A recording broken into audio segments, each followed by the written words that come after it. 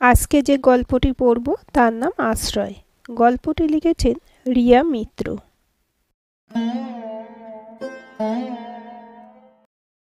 বিয়ে বাড়ির সানাই আজ সকাল থেকেই বেজে চলেছে। বাজবে নাই বা কেন? বাবা মায়ের পছন্দের পাত্র সিদ্ধার্থের সাথে আজ চ্যাটার্জি বাড়ির একমাত্র মেয়ে নদীর বিয়ে। ছেলের বাড়ি থেকে গায়ে হলুদের তত্ত্ব নিয়ে আত্মীয় স্বজনেরা এসে পড়েছেন।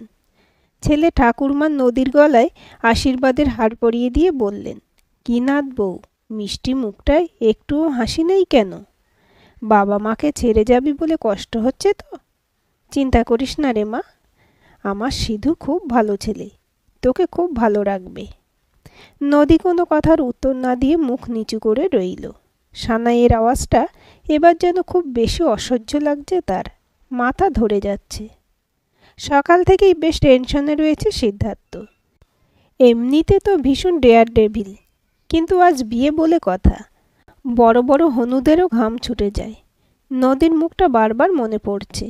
একবার দেখেই এত পছন্দ হয়েছিল শান্ত ইনোসেন্ট মেয়েটাকে, কিন্তু নদীর সাথে আলাদা করে কথা বলার সময়, কী রে, বউয়ের থেকে তো বড় টেনশন বেশি মনে হচ্ছে। ভাই কনিষ্কর ডাকে চিন্তাটা খেই হারিয়ে ফেলল সিদ্ধার্থর। একগাল হেসে বলল, যা বলেছিস, বিয়ে করতে গেলে এত টেনশন হয় আগে বুঝিনি। ওর কথা শুনে কনিষ্ক আর সিদ্ধার্থের বন্ধুরা খ্যাঁক খ্যাঁক করে হেসে বলল, আমাদের গুরু আজ হেব্বি টেনশনে। চিন্তা করিস না, আমরা পেগ সাপ্লাই করব।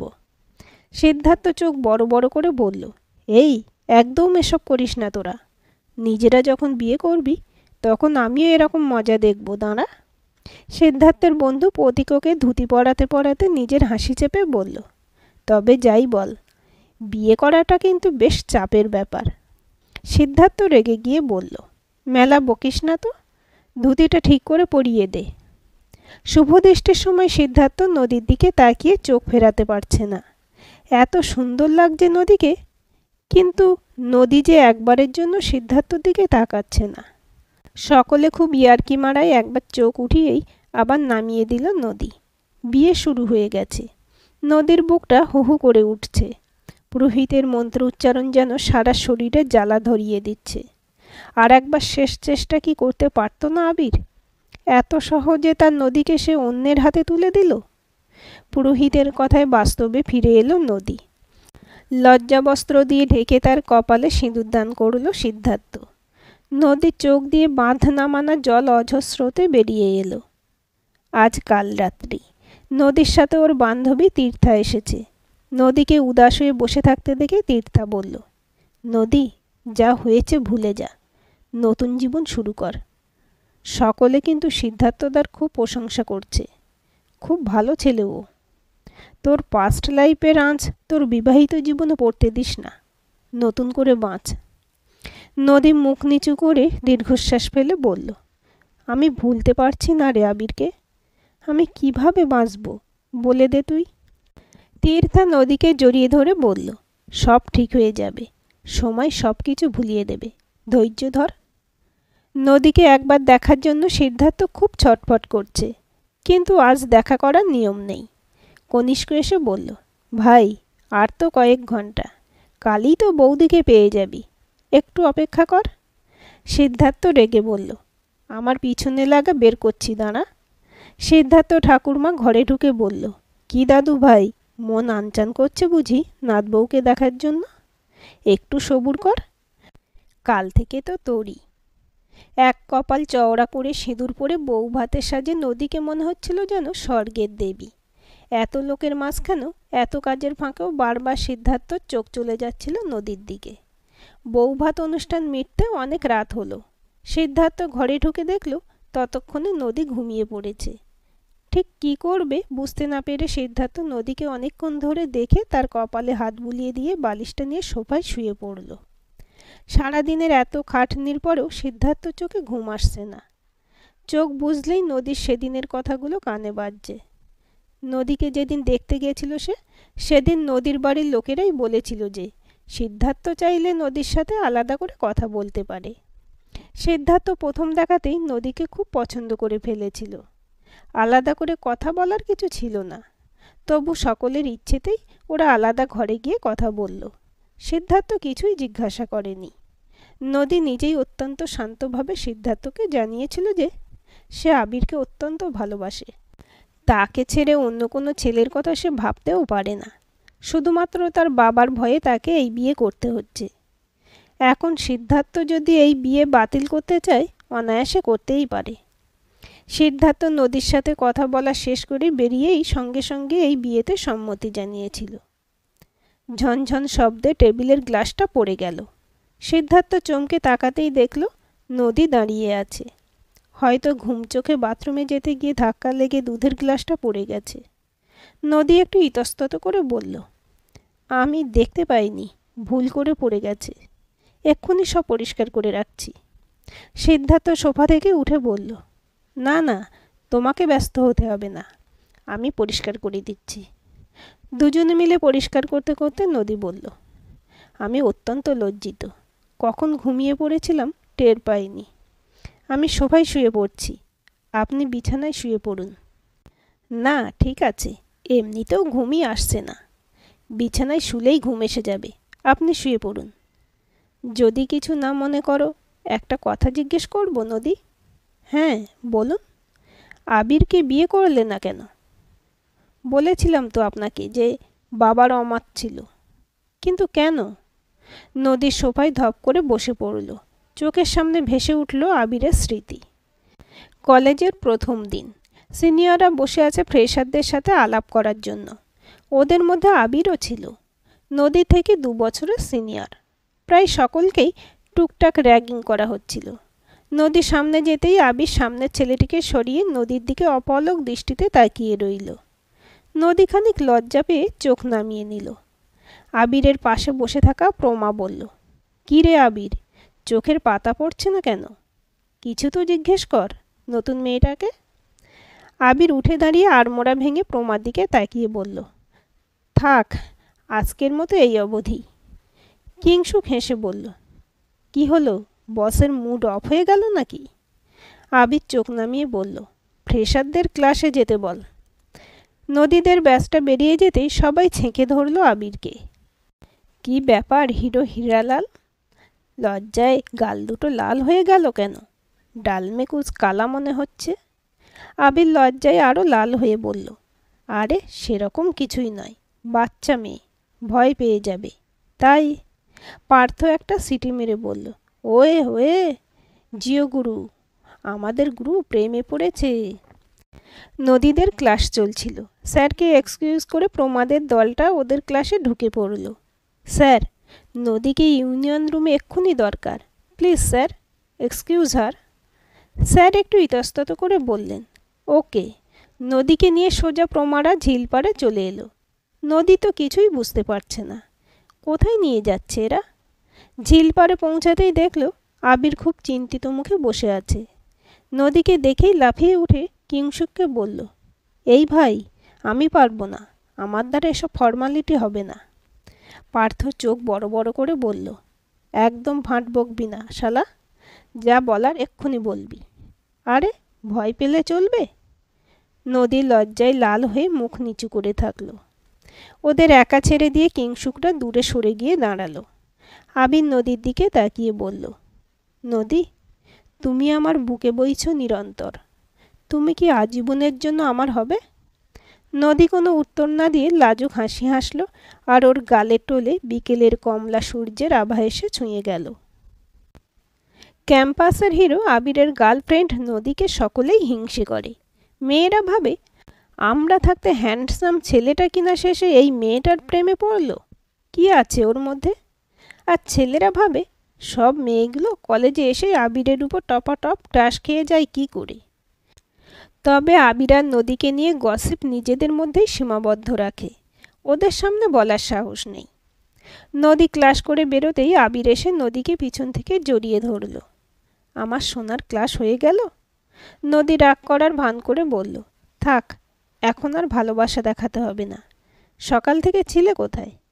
কলেজে এসে থেকে দেখতে পাইনি। আবির নদীর কোমর আরেকটু জড়িয়ে ধরে বলল, কাল দোল, ইউনিয়ন রুমের বাইরে একটা প্রোগ্রাম অর্গানাইজ করছি, সেখানেই কাজ করছিলাম গো, রাগ করো না প্লিজ। তাই? কাল প্রোগ্রাম? কিন্তু আমি যে কাল আসতে পারবো না আবির। বাবা একদম বেরোতে দেবে না বাড়ি থেকে। সে কি? কেন?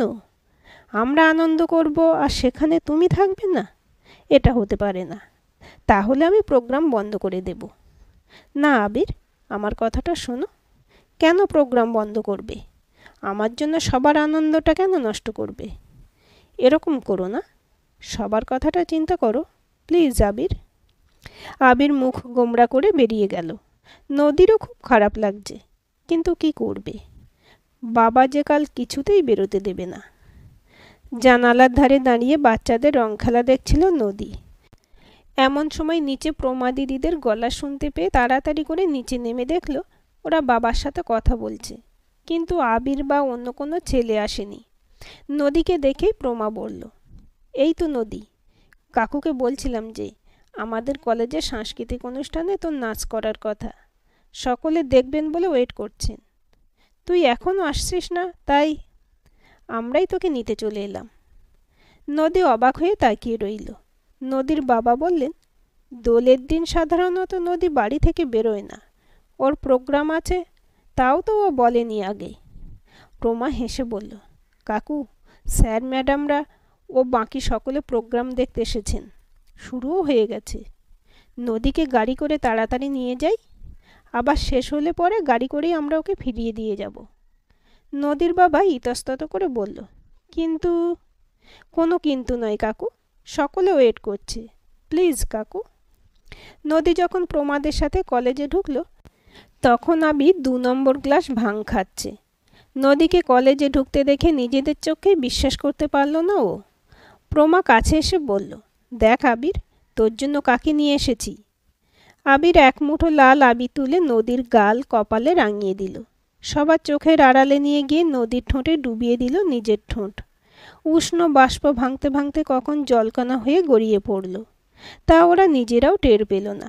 বাবার গলার আওয়াজে নদীর চমক ভাঙল। মেয়ের প্রোগ্রাম দেখতে এসে উনি যে এই দৃশ্যের সম্মুখীন হবেন তা স্বপ্নেও কল্পনা করেননি। আবির ঠিকমতো দাঁড়াতেও পারছে না। নদীর বাবা আবিরের গালে সজোরে চড় মেরে নদীর হাত ধরে টানতে টানতে কলেজ থেকে বেরিয়ে যেতে যেতে বললেন, আর যেখানেই তোমার পড়াশোনা শেষ, কোনো ভালো ছেলের হাতে তোমাকে তুলে দিয়েই আমার শান্তি। কলেজের প্রত্যেকে মাথা নিচু করে চুপ করে দাঁড়িয়ে থাকলো। বাইরে ঝড় বৃষ্টির চোটে জানালাগুলো বারবার আছড়ে আছড়ে পড়ছে। সিদ্ধার্থ উঠে জানালাটা লাগিয়ে দিয়ে নদীর সামনে এসে ওর কাঁধে হাত রাখতেই সিদ্ধার্থর হাত ধরে হাউ হাউ করে কেঁদে উঠল নদী। চোখের জলে নদীর কাজল লেপটে গেছে। সিদ্ধার্থ ইতস্তত করে নদীর মাথায় হাত বুলিয়ে বলল, নদী, তুমি চাইলে আমি তোমাকে আবিরের কাছে ফিরিয়ে দিতে পারি। আমাকে ক্ষমা করে দিও তুমি, আমি সত্যি আবিরকে ছাড়া বাঁচতে পারবো না। আমার কোনো কথাই বাবা শোনেনি। আবিরের সাথে যোগাযোগের সমস্ত রাস্তা বাবা বন্ধ করে দিয়েছিল। কিন্তু তোমাকেও এরকমভাবে বঞ্চিত করে আমি কিভাবে থাকবো বলো? ঠিক আছে, আমি তোমায় কথা দিলাম, কালই তোমাকে আবিরের কাছে ফিরিয়ে দেব আমি। কথাটা বলতে গিয়ে সিদ্ধার্থের নিজেরও একবার বুকটা কেঁপে উঠল। কষ্ট চেপে রেখে সিদ্ধার্থ আবার সোফায় গিয়ে শুয়ে পড়ল। এতক্ষণ আবিরের জন্য নদীর কষ্ট হচ্ছিল, কিন্তু এখন এক অদ্ভুত দোটানায় ওর মন ভরে উঠেছে। আবিরের ভালোবাসায় কোনো খামতি ছিল না, কিন্তু নদীকে পাওয়ার জন্য ওর সেই আকুলতা কোথায়? একবারও চেষ্টা করে দেখল না কত সহজেই অন্যের হাতে তুলে দিল নদীকে। বাবা যে অপমান করেছে ওকে, সেটা কখনোই ভুলে যাওয়ার নয়, কিন্তু সেই অপমান কি ওর ভালোবাসাকেও ভুলিয়ে দিল? শোভার দিকে তাকিয়ে দেখল সিদ্ধার্থ হয়তো ঘুমিয়ে পড়েছে। এত ক্লান্ত ছিল বেচারা। কি দরকার ছিল ওর নদীকে বিয়ে করার? নদীকে যেদিন ও প্রথম দেখতে গেছিল সেদিনই তো নদী ওকে সব কিছু বলে দিয়েছিল। তবে কি এটাই ভালোবাসা? কোনো রকম বহিঃপ্রকাশ না থেকেও পাশে থেকে বন্ধু হয়ে ত্যাগের মাধ্যমেও ভালোবাসা সম্ভব? বাইরের দিকে তাকিয়ে দেখল ঝড় বৃষ্টি থেমে গেছে, সূর্য উঠছে। অরুণ আলো জানালার কাঁচের ভিতর দিয়ে ঘরে এসে ঢুকছে। নদী বিছানা ছেড়ে উঠে স্নান করে খুব চওড়া করে সিঁদুর পরল। সিদ্ধার্থর চোখটা কিছুক্ষণের জন্য লেগে গেছিল। ঘুম ভাঙতেই চোখে আলো লাগলো, মনটাও ভারী হয়ে গেল। আজ নদীকে আবিরের কাছে ফিরিয়ে দেবে। বিছানার দিকে তাকিয়ে দেখল নদী নেই সেখানে। উঠে বসতেই নদীকে দেখে অবাক হয়ে গেল। চায়ের কাপ নিয়ে খুব সুন্দর করে সেজে নদী দাঁড়িয়ে। সিদ্ধার্থ কাপটা হাতে নিয়ে বলল, তুমি রেডি? আমার একটু দেরি হয়ে গেল উঠতে, 10 মিনিটের মধ্যে বেরিয়ে যাব। নদী সিদ্ধার্থর পায়ের কাছে বসে বলল, আমি তোমার কাছে থাকব, তুমি কি আমাকে গ্রহণ করতে পারবে? সিদ্ধার্থ অবাক হয়ে তাড়াতাড়ি নদীকে তুলে ধরে সোফায় বসিয়ে বলল, আমাকে করুণা করছো? আমার কথা ভেবো না, তুমি ভালো থাকো। না গো, আজ আমি ফিল করলাম, জানো তো, সারাক্ষণ ভালোবাসি বলাটাই ভালোবাসা নয়। চাওয়া পাওয়ার তুলনায় নীরবে ত্যাগ স্বীকার অনেক বড় মাপের ভালোবাসা। সবাই সেটা পারে না। এই প্রথম সিদ্ধার্থর চোখটা চিকচিক করে উঠল। জানালা দিয়ে সূর্যের আলো নদীর গালে টলে এসে পড়ল। সিদ্ধার্থ নদীকে কাছে টেনে চুম্বনে ওকে ভরিয়ে তুলল। নদীও ভরা শ্রাবণের জলধারার মতো ওর বুকে নিশ্চিন্তে আশ্রয় নিল।